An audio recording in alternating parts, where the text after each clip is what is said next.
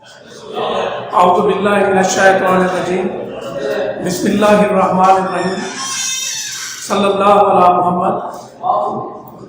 अस्सलामु अलैकुम व रहमतुल्लाहि व बरकातुहू। Welcome dear students. I am Professor Jah Mukhtar Hussain, Head of Botany Department, Government Emerson College, Multan.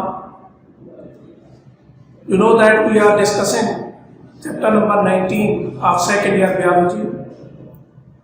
The topic that we want to discuss today is concept of differentiation. Concept of differentiation.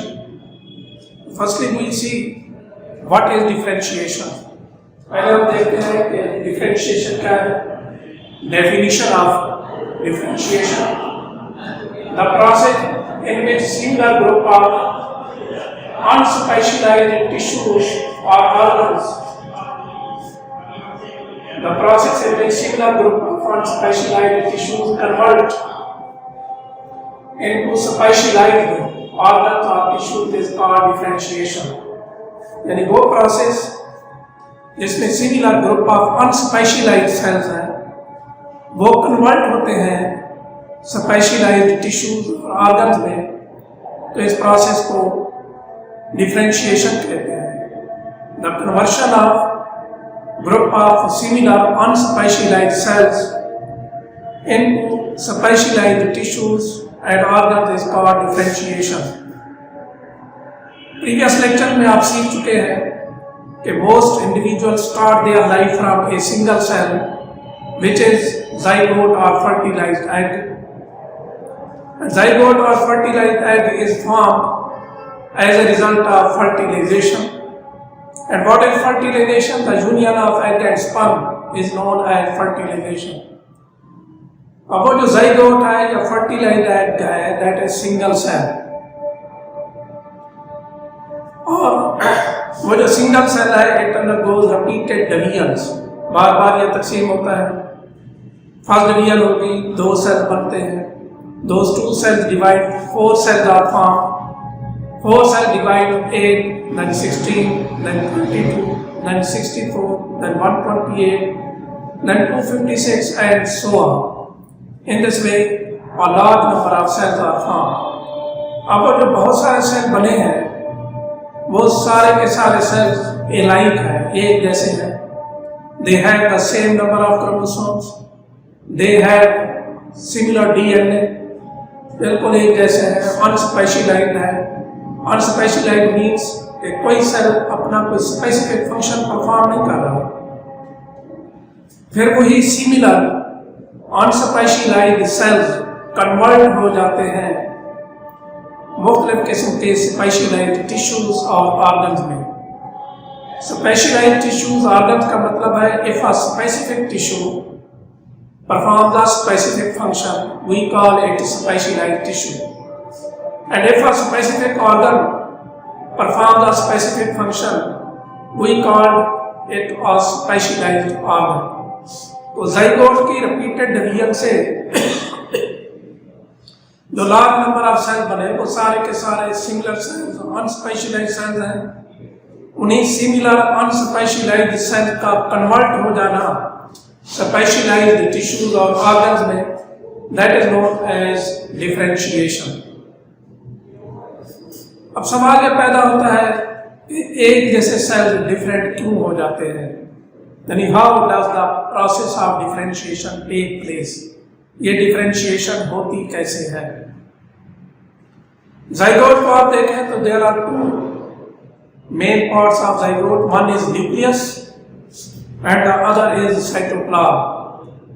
जब zygote divide होता है उसकी division से 2 daughter cell बनते हैं, 2 से फिर 4 बनते हैं. तो वो सारे जो डॉटर सेल्स हैं दे आर एग्जैक्टली अलाइक.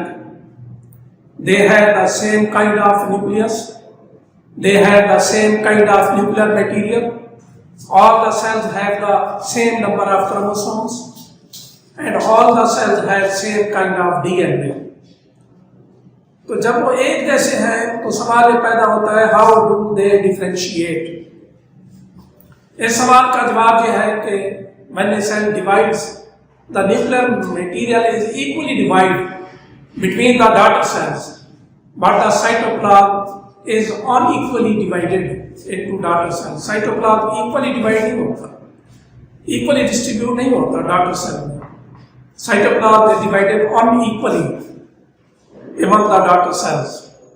तो इसका मतलब है कि वो जो सेल्स बने हैं जाइगोट की रिपीटेड डिवीजन से, वो सेल्स न्यूक्लियस के लिहाज से तो एक जैसे हैं, but the difference lies in the cytoplasm of those cells. तो इस तरीके से हम ये कहते हैं कि साइटोप्लाज्म में मार्फोजेनेटिक डिटर्मिनेंट्स मौजूद हैं. Cytoplasm has morphogenetic determinants. Morphogenetic लफ्ज़ है मार्फोजेनेसिस से, और मार्फोजेनेसिस क्या है?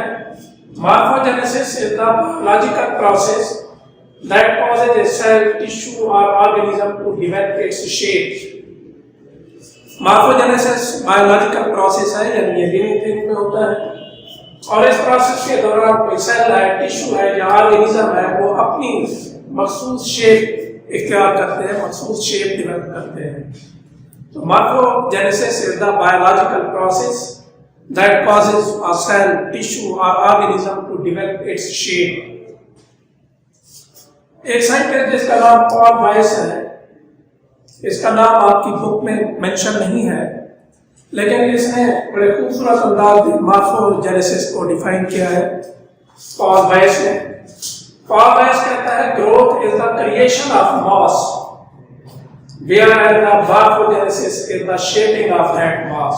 शेपिंग का मतलब है खास शक्ल देना, यानी ग्रोथ होती है तो उससे मास ऑफ सेल बनता है. जैसे जाइगोट है जो सिंगल सेल है जहां से जिंदगी का आगाज होता है, that zygote undergoes repeated division, repeated mitotic division, mitotically mitosis के जरिए से डिवाइड होता है, और उस डिवीजन के नतीजे में क्या होता है? मास ऑफ सेल बन जाता है. तो इस तरीके से ग्रोथ क्या है? Growth is the creation of मास. और मार्फोजेनेसिस क्या है?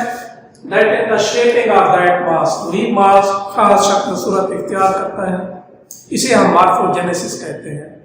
जैसे हमारी बॉडी है, ये जस्ट मास ऑफ सेल नहीं है, बल्कि ये सेल्स तरतीब पा रहे हैं, ऑर्गन्स हैं, टिश्यूज हैं, उन्हें एक डेफिनेट शेप इख्तियार की हुई है. तो growth is the creation of mass and morphogenesis is the shaping of that mass. उसी मास का खास शक्ल सूरत इख्तियार करना, दैट इज मार्फोजेनेसिस. तो वो जो मार्फोजेनेटिक डिटर्मिनेंट्स हैं, they lie in the cytoplasm. So the cytoplasm is unequally distributed among the daughter cells during division of repeated division of zygote or fertilized egg. और फिर यह है कि दूसरी बात कि जो मुख्तलिफ किस्म के पार्ट्स बनते हैं, मुख्तलिफ सेल्स हैं, वो एक दूसरे को इन्फ्लुएंस करते हैं. एक किस्म का सेल इन्फ्लुएंस करता है दूसरी किस्म के सेल को कि वो डिफ्रेंशिएट हो. इस हवाले से कुछ एक्सपेरिमेंट्स किए गए. वो एक्सपेरिमेंट किए एक साइंटिस्ट ने जिसका नाम हॉन्स शपेमान है. हॉन्स शपेमान, जो प्रोनाउंसिएशन है वो शपेमान है. Hans Spemann is the exact pronunciation of this scientist. Hans Spemann conducted his experiments on embryo of frog. उसने फ्रॉग का एम्ब्रियो लिया गैस्ट्रूला स्टेज पे. आप पहले सीख चुके हैं डेवलपमेंट ऑफ चिक में कि पहली स्टेज पे क्या होता है? फर्टिलाइजेशन, फिर क्लीवेज, क्लीवेज के बाद मारूला बनता है, मारूला से फिर ब्लास्टुला, ब्लास्टुला से गैस्ट्रूला बनता है. When the embryo is passing through gastrulation process, it is known as gastrula. और गैस्ट्रुलेशन के दौरान आप जानते हैं 3 जर्म लेयर्स है, जर्मिनल लेयर्स बन जाती हैं. वो 3 जर्मिनल लेयर्स कौन सी हैं? एक्टोडर्म, दूसरा मीजोडर्म, एंडोडर्म. ये गैस्ट्रुला स्टेज पे फ्रॉग एम्ब्रियो दिखाया गया है. Outer most cell is ectoderm, inner most cell is endoderm, and the layer of cell present between ectoderm and endoderm is mesoderm. और पहले डेवलपमेंट ऑफ चिक में आप ये भी सीख चुके हैं कि this is the ectoderm which develops into nervous system. Ectoderm से नर्वस सिस्टम बनता है. और शपेमान ने क्या किया? He cut a piece of ectoderm from frog's embryo at gastrula stage. Gastrula stage पे उसने पीस ऑफ एक्टोडर्म, इतना पीस जो है एक्टोडर्म का उसने यहाँ से कट कर दिया और उसको आइसोलेट कर दिया, अलग कर दिया। He placed that ectoderm in a separate dish.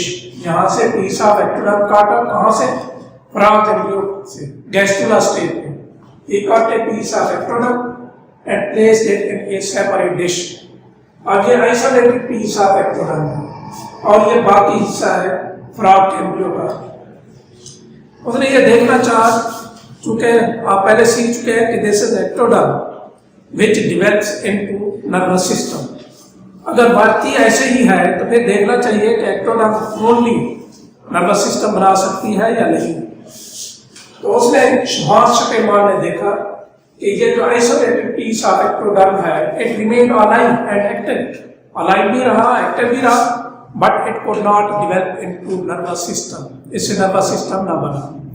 और पीछे ये जो गैस्ट्रुला स्टेज पे एम्ब्रियो था, जहां से ये पीस ऑफ एक्टोडर्म रिमूव किया गया, it also failed to develop into nervous system, इसमें भी नर्वस सिस्टम न बना and it could not develop normally.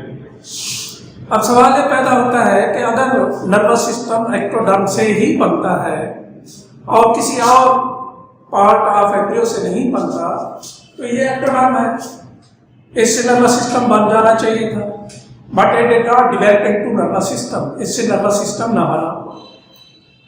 और अगर एक्टोडर्म से नर्वस सिस्टम नहीं बनता, किसी और हिस्से से बनता है, तो फिर ये जो पीछे एम्ब्रियो रह गया है, इसको नर्वस सिस्टम बनाना चाहिए था।